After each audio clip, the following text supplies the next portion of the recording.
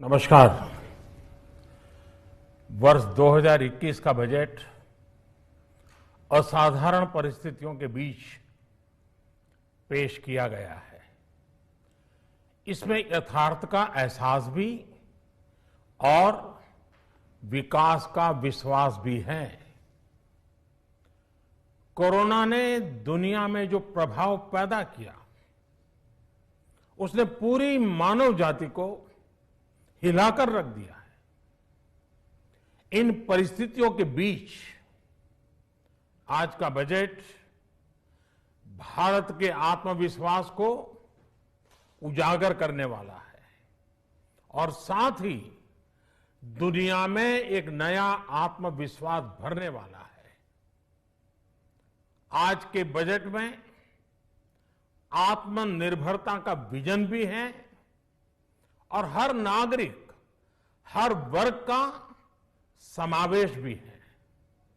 हम इस बजट में जिन सिद्धांतों को लेकर चले हैं वो हैं ग्रोथ के लिए नए अवसरों, नई संभावनाओं का विस्तार करना, युवाओं के लिए नए अवसरों का निर्माण करना, मानव संसाधन को एक नया आयाम देना, इंफ्रास्ट्रक्चर निर्माण के लिए नए नए क्षेत्रों को विकसित करना, आधुनिकता की तरफ आगे बढ़ना, नए सुधार लाना।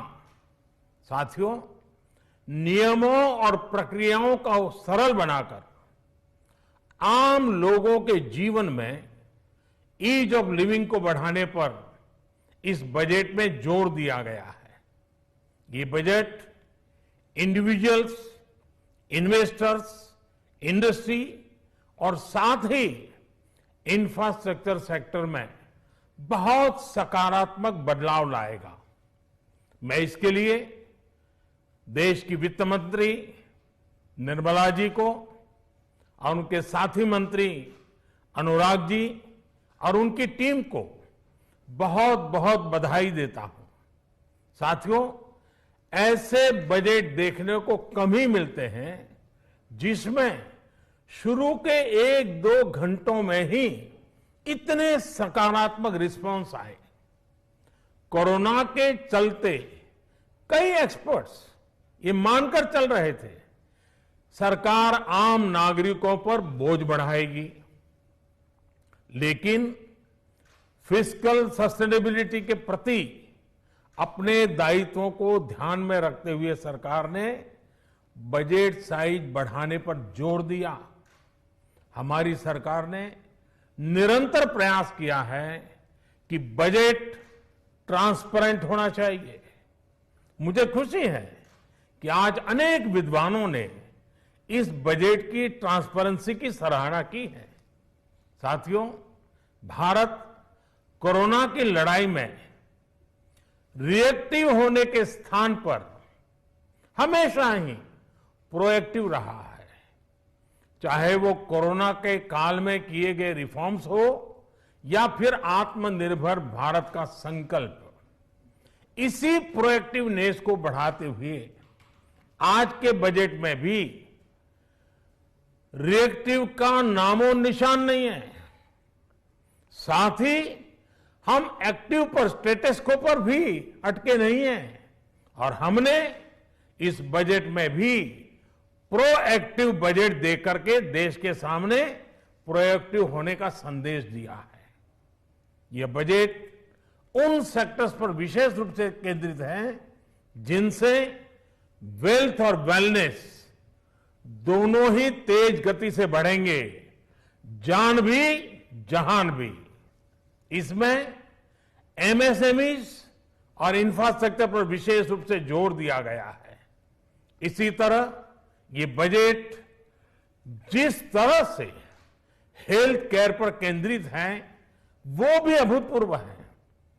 ये बजट देश के हर क्षेत्र में विकास यानी ऑल राउंड डेवलपमेंट की बात करता रहता है। खास तौर पर मुझे खुशी है कि इस बजट में दक्षिण के हमारे राज्य, पूर्वोत्तर के हमारे राज्य और उत्तर में लेह लद्दाख जैसे क्षेत्रों में विकास पर विशेष ध्यान दिया है। ये बजट भारत के कोस्टल स्टेट्स जैसे तमिलनाडु, केरल, पश्चिम बंगाल, इनको एक बिजनेस पावर हाउस बनाने की दिशा में एक बड़ा कदम है। नॉर्थ ईस्ट के राज्य जैसे असम के अनएक्सप्लोर्ड पोटेंशियल को टैप करने में बजट बहुत बड़ी मदद करेगा।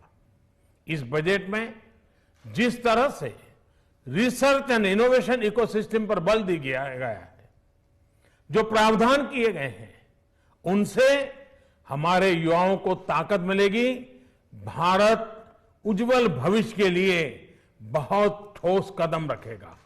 साथियों, देश के सामान्य मानवी का, महिलाओं का जीवन आसान बनाने के लिए उनके स्वास्थ्य, स्वच्छता, पोषण, शुद्ध जल और अवसरों की समानता, इस पर इस बजट में विशेष बल दिया गया है।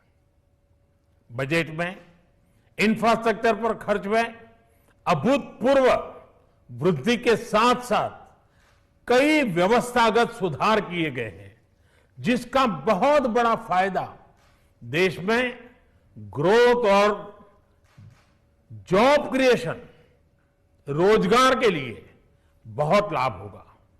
देश में एग्रीकल्चर सेक्टर को मजबूती देने के लिए, किसानों की आय बढ़ाने के लिए इस बजट में बहुत जोर दिया गया है। कई प्रावधान किए गए हैं। एग्रीकल्चर सेक्टर में किसानों को और आसानी से और ज्यादा ऋण मिल सकेगा। देश की मंडियों को यानी एपीएमसी को और मजबूत करने के लिए, सशक्त करने के लिए एग्रीकल्चर इंफ्रास्ट्रक्चर फंड से मदद का प्रावधान किया गया है। ये सब निर्णय ये दिखाते हैं कि इस बजट के दिल में गांव है, हमारे किसान है।